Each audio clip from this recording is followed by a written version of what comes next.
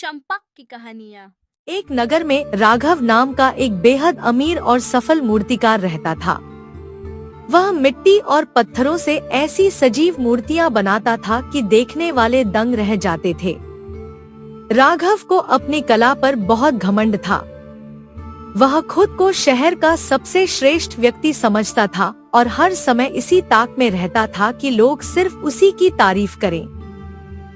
इतना नाम और पैसा कमाने के बाद भी राघव अंदर से हमेशा चिड़चिड़ा और परेशान रहता था।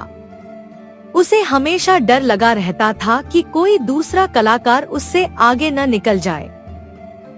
एक दिन राघव की मुलाकात गांव से आए एक सीधे साधे कुम्हार से हुई, जिसका नाम हरीश था। हरीश मिट्टी के साधारण से बर्तन और दिए बनाता था, लेकिन वह हर समय मुस्कुराता रहता और गुनगुनाता रहता था। राघव ने हरीश को देखा तो उसे बहुत हैरानी हुई। उसने हरीश से पूछा, तुम दिन भर इतनी मेहनत करते हो, फिर भी चंद सिक्के ही कमा पाते हो।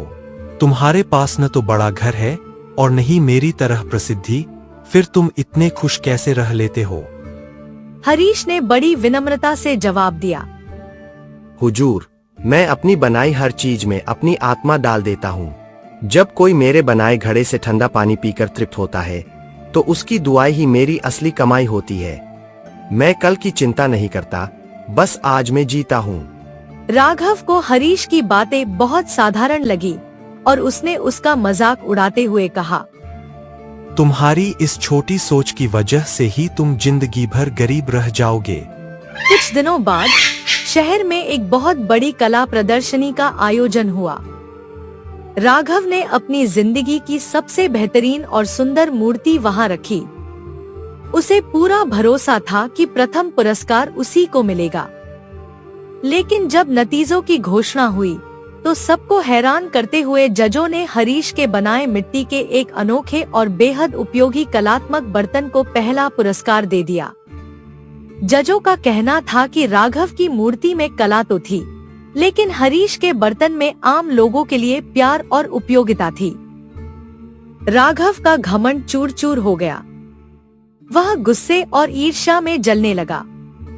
वह सीधा हरीश के पास गया और चिल्लाकर बोला, तुमने कोई जादू टोना किया है।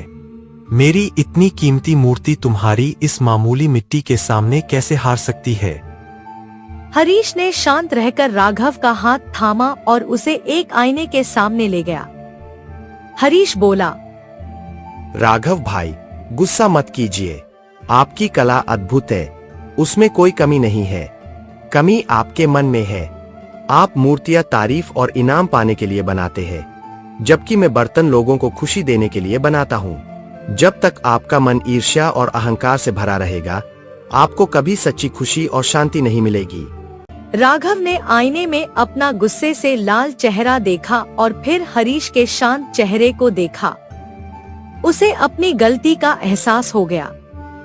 उसने समझ लिया कि कला का असली उद्देश्य अहंकार को बढ़ाना नहीं, बल्कि दूसरों के जीवन में खुशियां बिखेरना है। उस दिन के बाद से राघव का स्वभाव बदल गया और उसने सच में शांत रहकर जीना सीख लिया।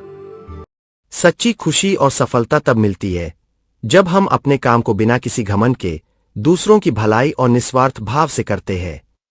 इस कहानी से हमें यह सीख मिलती है कि अहंकार और ईर्ष्या इंसान की सुख शांति को छीन लेते हैं।